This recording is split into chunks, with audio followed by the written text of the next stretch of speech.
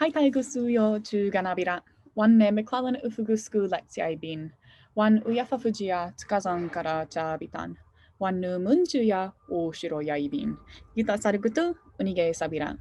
Hi, my name is Lex. I'm a third year in the history department, and my research looks at the discrepancy of formal Indigenous peoples recognition between the United Nations and the government of Japan for the Shimanchu people.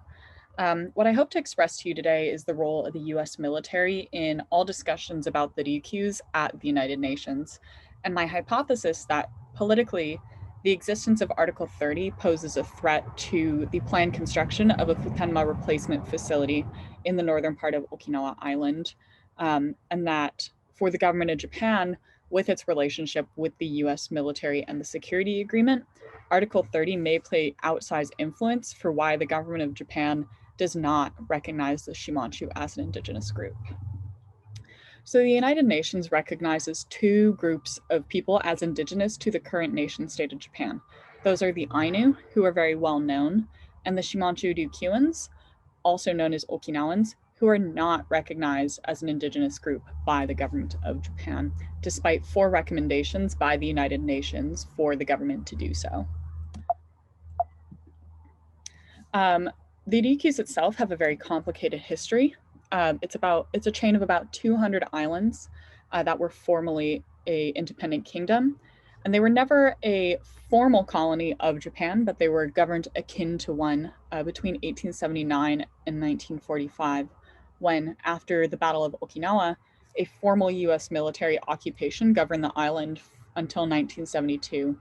The period now is what's called the dual colonial period, where even though the Ryukyus, now called Okinawa Prefecture, have been returned to Japanese political control, they still maintain an outsized number of US military bases.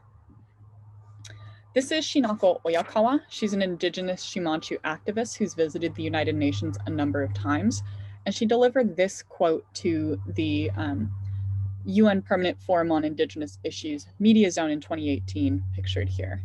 Quote, "Because of Japan's annexation and colonization, we Ryukyu people have become a stateless minority and have been subject to discrimination and subordination. Moreover, both the Japanese and US governments are violently pushing through with the construction of a new military base at Henoko." The base she's talking about is actually the addition of an airstrip to Camp Schwab, located right here, and it's a replacement for MCAS Futenma, which was called by Donald Rumsfeld the most dangerous base in the world.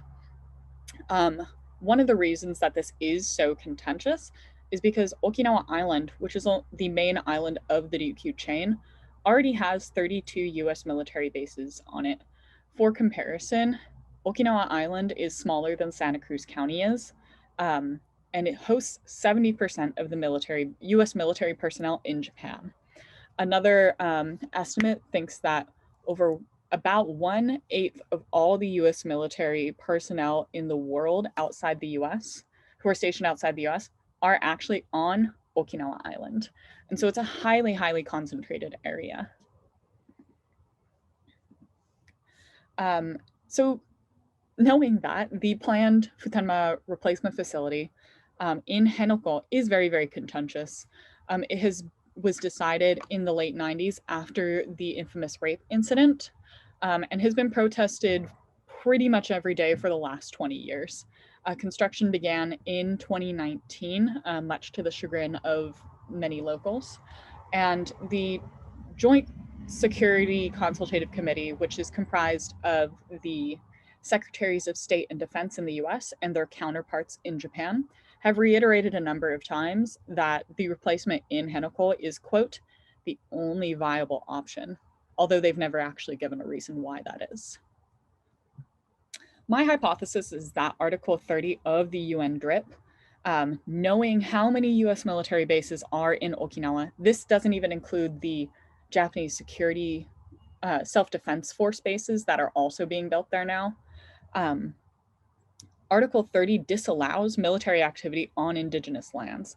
And so while it might not be able to be applied retroactively to the existing 32 bases, it may in fact be able to be applied to the construction of the new replacement facility in Outer Bay, which is being built on top endangered coral reefs, and a site of the dugong, which are critically endangered, but also very culturally and spiritually important animal to the Shimanchu people.